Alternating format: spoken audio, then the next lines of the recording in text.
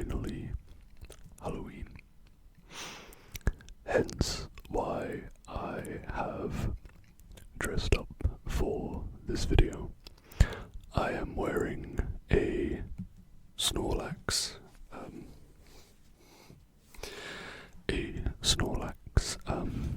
onesie. So it's actually a little bit warm today.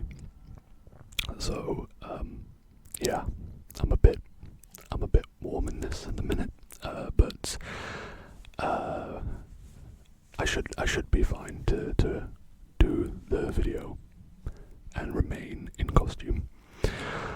Another thing that I would like to just point out is my ring light has broken. So I have ordered another one, but it won't be here for a few days. That is why the lighting looks a bit different, because I'm filming this in the daytime. Just because it's too dark in the evenings now that it just doesn't look very good. So I'm recording in the daytime. I hope it's not going to be too loud. And I'm going to be reading you a scary story I found off of Reddit. I also have little gloves that are a part of it.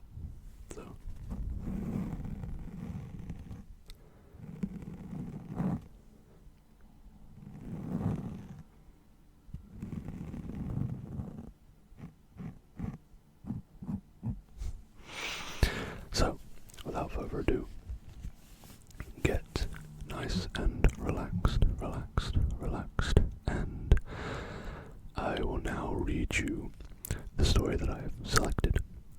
It is from the subreddit r/NoSleep, and it is by Ryan Matthews _. I will leave a link to the Reddit post in the description if you want to read the story yourself. It is called "My Girlfriend Talks in Her Sleep. She's been saying the most horrible things recently. I'm infatuated with her. Utterly infatuated. And it wasn't at a healthy level, far from it. I would think about her every moment she was away. I would sometimes sit on my couch and just stare at my phone, waiting for her to text. I'd tell myself, don't contact her. Don't. It will come off as too strong. But then I'd find myself clicking her name on my contact list before my inner voice would continue. You don't want her to know how desperately smitten you are with her. It's unattractive. It will scare her off. No, you must wait for her to call you this time." But it was excruciating and exhausting, almost unbearable. I once heard that the ancient Greeks believed that falling madly and irrationally in love with somebody was a curse, that you would wish upon your enemies. I could never understand what they meant. After all, isn't falling head over heels in love the ultimate goal nowadays?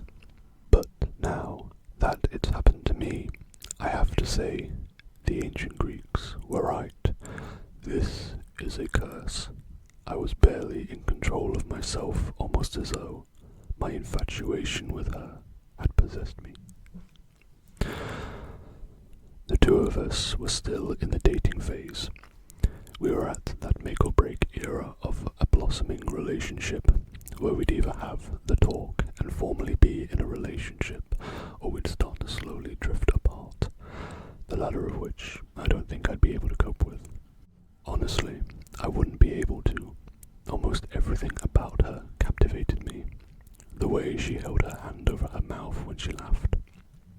How she'd caress the pendant on her necklace when she was frightened. How she'd twirl her hair in her fingers when she was excited. All of it. Her smell, her smile, her eyes. Yeah, I know. It probably makes you sick reading about it. I feel the same way. I was never the hopeless romantic type, but now I can't stop fantasizing about her. I'd think about us doing the long 3-hour hike up to that magnificent view from one of our first dates, to that first kiss as we overlooked the lights of the city. But this time, I'd get down on one knee, bring out the ring, and, well, you know what would happen next. Alright, fine, I'll stop. Yes, this is a girl I've only been casually dating for a couple of months. I shouldn't be thinking about proposing yet. I know that. I'm just barely able to control myself any longer. I feel as though I'm losing power over the decisions I make. And that brings me to why I'm here, writing this out at the moment. It started with the first real thing that troubled me about her. We'd never really spent a night together, no matter how late over she was. Once either of us showed signs of being tired, she'd up and leave. She wouldn't leave awkwardly or in anger, just a casual kiss goodnight and a smile and a call me soon. It was something I didn't really even notice the first few times she did it, but after almost 8 weeks of dating, it was becoming strange. I'd have to ask her about it. It took drinking almost an entire bottle of wine before I had the courage to do it. She looked almost defeated when I asked and lowered her eyes in embarrassment. I knew this talk would come eventually. She started. She took in a deep breath and a long, drawn-out exhale. Recently, she paused. I've started talking in my sleep. She shook her head in embarrassment. It's called somniloquy. I looked it up. I shrugged and laughed out loud. My demeanor seemed to say, that's it. No, Stephen, listen, she said. She wasn't laughing. It's bad. It's completely out of control. It's not just random words or gibberish. No, it's horrible. I say horrible, disgusting things. She was starting to raise her voice, breath heavy, and tear up. I approached her and held her. I told her it couldn't be that bad. I told her to spend the night. I told her she was probably exaggerating. I was wrong. That night she stayed at my house, but she warned me of something before falling asleep. Whatever you do, don't wake me up. It makes me really scared and disorientated if that happens. And don't respond to me.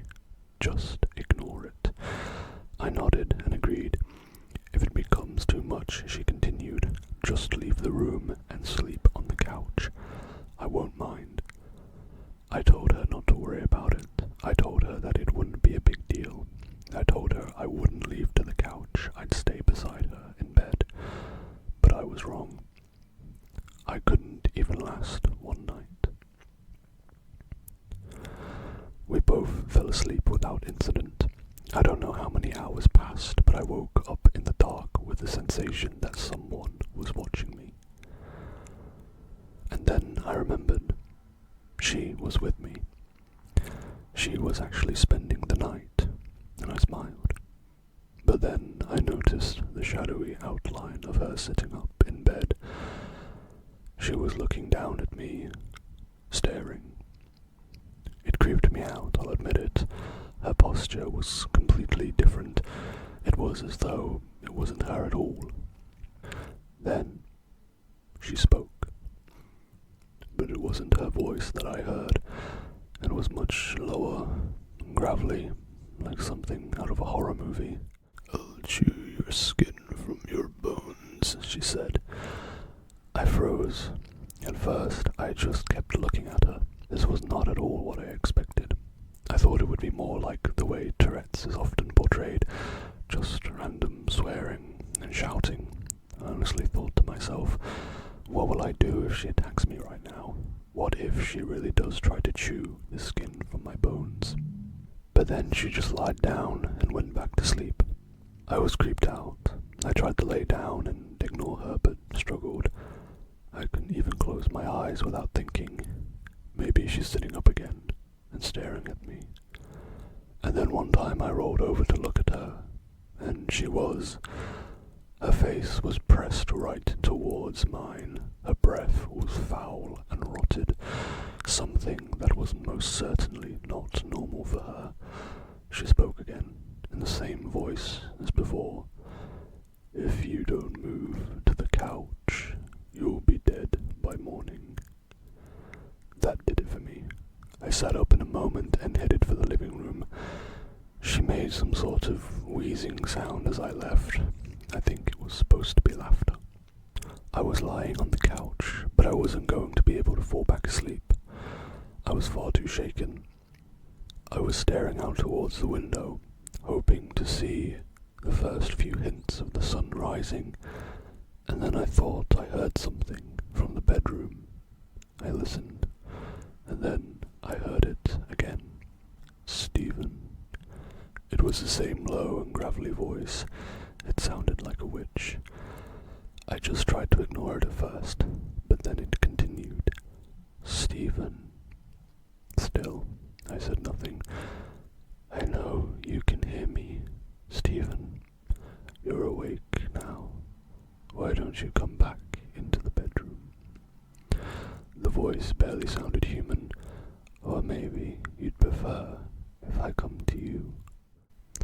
I still didn't say anything.